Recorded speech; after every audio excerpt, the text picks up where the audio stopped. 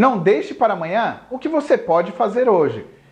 Esse é o assunto da nossa aula de hoje. Vamos falar sobre procrastinação?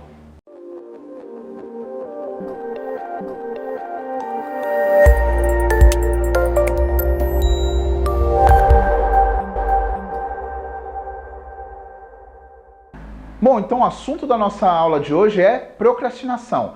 E para começar, vamos usar novamente como base aquela figura do Christian Barbosa. Esse cara aqui manda muito bem nessa área de produtividade, nós já falamos sobre, e vamos entender como ele define a procrastinação. Procrastinar é o ato de adiar algo ou prolongar uma situação para ser resolvida. É um hábito do ser humano, ou seja, não dá para eliminar. Exatamente. A procrastinação não dá para você eliminar ela. É claro, procrastinar é normal. Às vezes você tem que fazer algo, mas você está cansado, você está querendo outra coisa tal, e você acaba não fazendo. Eliminar não dá, mas dá para você controlar. Dá para você trabalhar essa parte para você não se tornar um procrastinador crônico.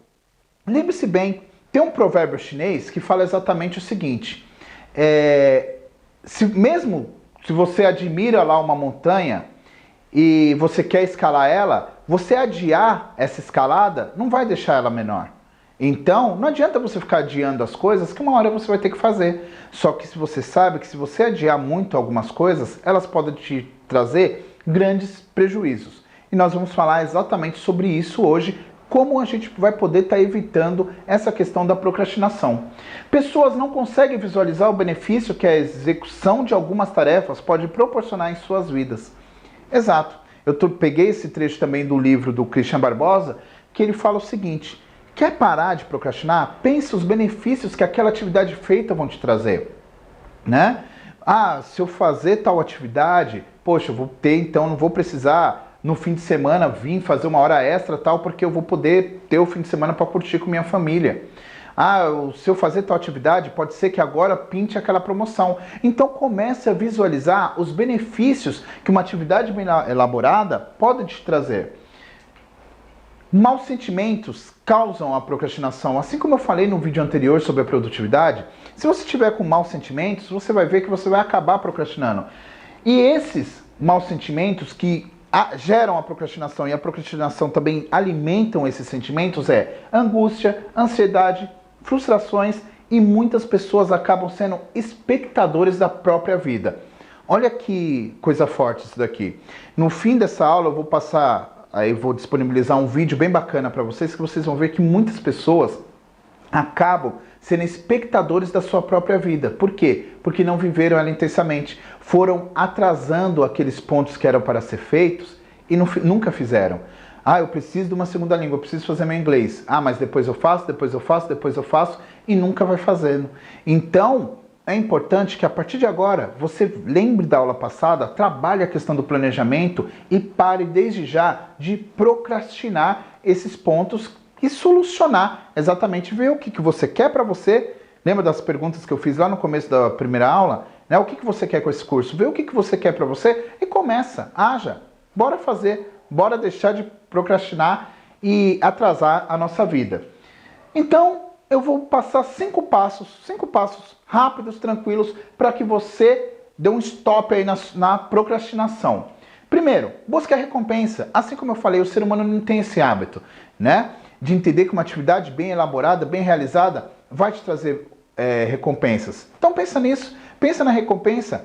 Poxa, eu vou fazer tal atividade porque eu vou conseguir com essa atividade angariar uma posição melhor aqui dentro. Eu vou conseguir crescer dentro da empresa, as pessoas vão me ver melhor. Então pense nas recompensas que a atividade bem realizada ela vai te proporcionar.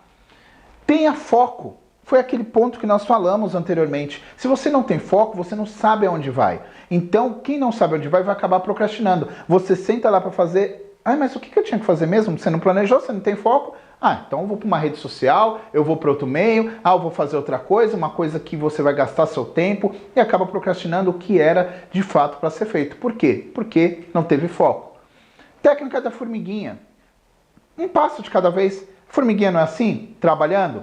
vai um pouquinho de pouquinho, leva aquele grãozinho de terra que lá na frente vai se tornar um imenso formigueiro. Então vão fazendo, fracione as tarefas que você tem que fazer. Porque às vezes você pega uma tarefa desse tamanho, uma atividade tão grande, e você não fraciona ela, e você fala, nossa, eu não vou conseguir resolver isso nunca, e aquela atividade se torna uma coisa chata de se fazer, e aí você acaba procrastinando. Não, vá passo a passo, vá devagarzinho, trabalho de formiguinha. Assim você vai conseguir realizar um grande feito. De pequenos passos aí você vai alcançar grandes voos. Eu tenho certeza disso. Vamos um passo de cada vez. E aí em breve a gente tá voando com isso daí.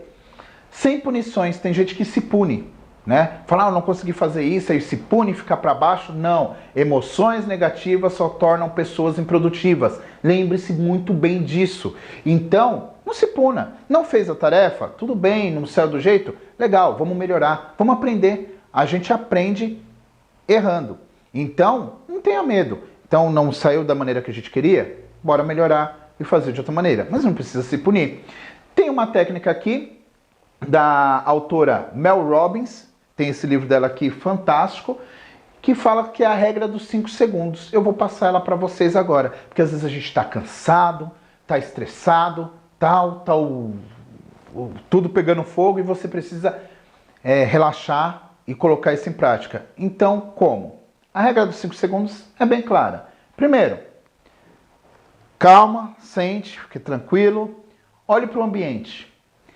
Olha lá, seu ambiente de trabalho, com calma, com serenidade. Analisa ele. Analisa, veja exatamente o que você tem que fazer. Respire fundo, né? Controle a sua ansiedade. Pense na tarefa que você vai ter que realizar ainda lá, ó, respirando, pensando na tarefa que você vai realizar e levanta e vai. São 5 passos para você fazer em 5 segundos. Olhou o ambiente, analisou o ambiente, respirou, pensou na tarefa e vai.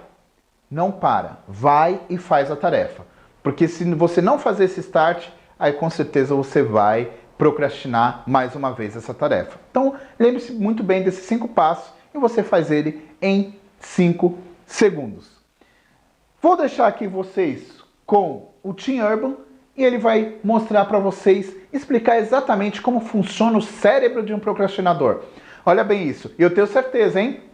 Que a partir de hoje, procrastinar, a gente acaba procrastinando. Lembre-se que isso é normal, é um comportamento do ser humano. Mas com certeza você vai ser mais produtivo, porque você vai ter técnicas agora com você para parar de procrastinar.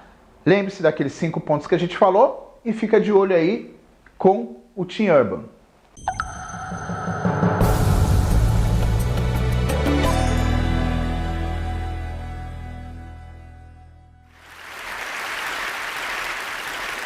So in college, I was a government major, which means I had to write a lot of papers. Now, when a normal student writes a paper, they might spread the work out a little like this. So, you get started maybe a little slowly, but you get enough done in the first week that with some heavier days later on, everything gets done and things stay civil. And I would want to do that like that. That would be the plan. I would have it all ready to go, but then actually the paper would come along, and then I would kind of do this. And that would happen every single paper. But then came my 90-page senior thesis, a paper you're supposed to spend a year on. I knew for a paper like that, my normal workflow was not an option. It was way too big a project. So I planned things out, and I decided I kind of had to go something like this. This is how the year would go. So I'd start off light, and I'd bump it up in the middle months. And then at the end, I would kick it up into high gear. It's just like a little staircase. How hard could it be? Just walk up the stairs. No big deal, right? But then, funniest thing happened. Those first few months, they came and went, and I couldn't quite do stuff. So we had an awesome new revised plan. But then those middle months actually went by, and I didn't really write words. And so we were here. And then 2 months turned into 1 month, which turned into 2 weeks. And one day I woke up with 3 days until the deadline, still not having written a word. And so I did the only thing I could. I wrote 90 pages over 72 hours, pulling not 1 but 2 all-nighters, Humans are not supposed to pull 2 all-nighters. Sprinted across campus, dove in slow motion, and got it in just at the deadline. I thought that was the end of everything. But a week later, I get a call, and it's the school. And they say, "Is this Tim Urban?" And I say, "Yeah." And they say, "We need to talk about your thesis." And I say, "Okay." And they say, "It's the best one we've ever seen."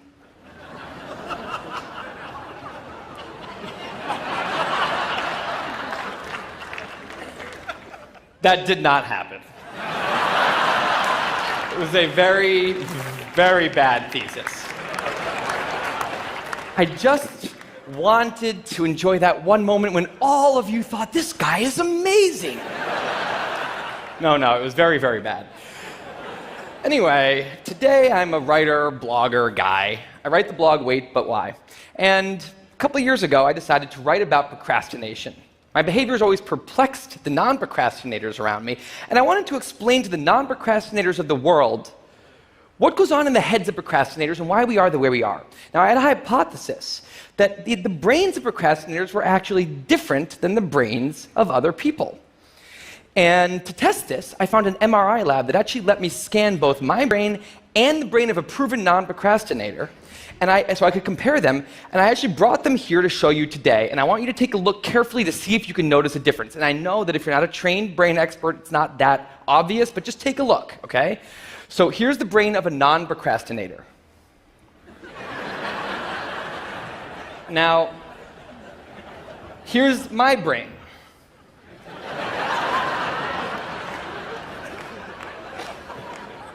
There is a difference. Both brains have a rational decision maker in them, but the procrastinator's brain also has an instant gratification monkey. Now, what does this mean for the procrastinator? Well, it means everything's fine until this happens. So the rational decision maker will make the rational decision to do something productive, but the monkey doesn't like that plan. So he actually takes the wheel and he says, "Actually, let's read the entire Wikipedia page of the Nancy Kerrigan-Tanya Harding scandal because I just remembered that happened." Then we're going to go over to the fridge. We're going to see if there's anything new in there since 10 minutes ago. After that, we're going to go on a YouTube spiral that starts with videos of Richard Feynman talking about magnets and ends much, much later with us watching interviews with Justin Bieber's mom. All of that's going to take a while, so we're not going to really have room on the schedule for any work today. Sorry. Now, what is going on here? The instant gratification monkey does not seem like a guy you want behind the wheel. He lives entirely in the present moment. He has no memory of the past, no knowledge of the future, and he only cares about 2 things: easy and fun. Now, in the animal world, that works fine. If you're a dog and you spend your whole life doing nothing other than easy and fun things, you're a huge success. And to the monkey, humans are just another animal species. He has to keep well slept, well fed, and propagating into the next generation, which in tribal times might have worked okay. But if you haven't noticed, now we're not in tribal times. We're in an advanced civilization, and the monkey does not know what that is, which is why we have another guy in our brain, the rational decision maker, who gives us the ability to do things no other animal can do. We can visualize the future. We can see the big picture. We can make long-term plans. And he wants to take all of that into account. And he wants to just have us do whatever makes sense to be doing right now. Now, sometimes it makes sense to be doing things that are easy and fun, like when you're having dinner or going to bed or enjoying well-earned leisure time. That's why there's an overlap. Sometimes they agree. But other times, it makes much more sense to be doing things that are harder and less pleasant for the sake of the big picture, and that's when we have a conflict. And for the procrastinator, that conflict tends to end a certain way every time, leaving him spending a lot of time in this orange zone, an easy and fun place that's entirely out of the make sense circle. I call it the dark playground. Now, the dark playground is a place that all of you procrastinators out there know very well. It's where leisure activities happen at times when leisure activities are not supposed to be happening. the fun you have in the dark playground isn't actually fun because it's completely unearned and the air is filled with guilt, dread, anxiety, self-hatred, all those good procrastinator feelings. And the question is, in this situation with the monkey behind the wheel, how does the procrastinator ever get himself over here to this blue zone, a less pleasant place, but where really important things happen? Well, turns out that the procrastinator has a guardian angel, someone who's always looking down on him and watching over him in his darkest moments, someone called the panic monster.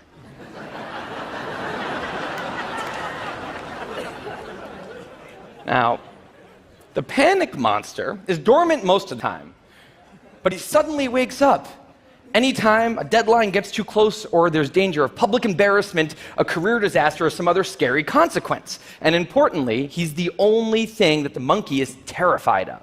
Now, he became very relevant in my life pretty recently because the people of TED reached out to me about 6 months ago and invited me to do a TED Talk.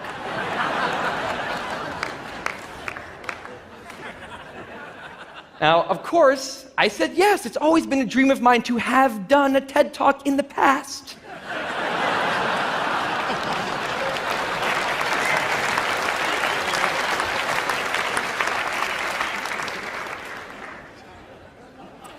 But in the middle of all this excitement, the rational decision maker seemed to have something else on his mind. He was saying, are we clear on what we just accepted? Do we get what's going to be now happening one day in the future? We need to sit down and work on this right now.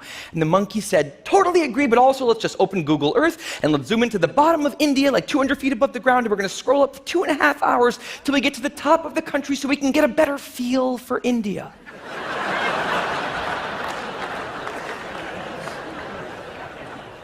So that's what we did that day. As 6 months turned into 4, and then 2, and then 1, the people of TED decided to release the speakers. And I opened up the website, and there was my face staring right back at me, and guess who woke up? So the panic monster starts losing his mind, and a few seconds later, the whole system's in mayhem.